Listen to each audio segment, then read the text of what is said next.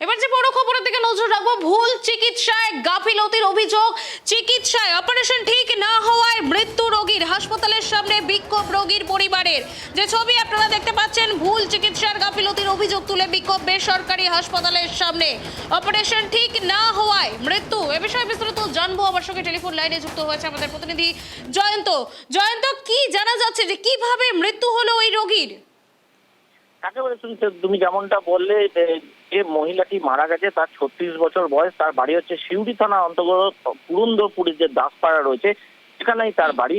গত 3রা সেপ্টেম্বর তিনি কিন্তু সিউড়ি একটি বেসরকারি নার্সিংহোমে ভর্তি হয়েছিলেন গল ব্লাডার অপারেশনের জন্য।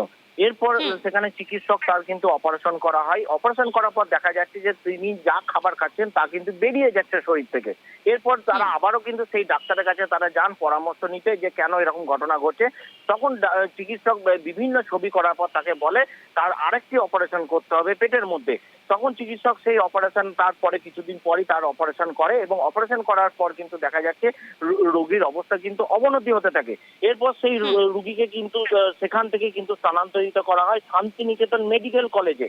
সেখানে যখন নিয়ে যাওয়া হয়, সেখানকার যারা চিকিৎসক ছিলেন তারা কিন্তু তার যে ছবি এবং অবস্থা দেখে কিন্তু তারা বলেন তার যে খাদ্য নালী তা কিন্তু কেটে ফেলা হয়েছে। ভুল চিকিৎসা করা হয়েছে এই মহিলার। তাকে কিন্তু এখানে ভর্তি হবে না। এরপরই তারা যখন সেখান থেকে তাকে নিয়ে আসে, তখনই কিন্তু যে যার চিকিৎসা হয়েছিল যে মহিলা, তিনি কিন্তু নিয়ে আসার সময় মারা যান। এরপর বাড়ির লোক এবং ওই স্থানীয় বাসিন্দা যারা রয়েছেন তারা কিন্তু ক্ষিপ্ত হয়ে পড়ে।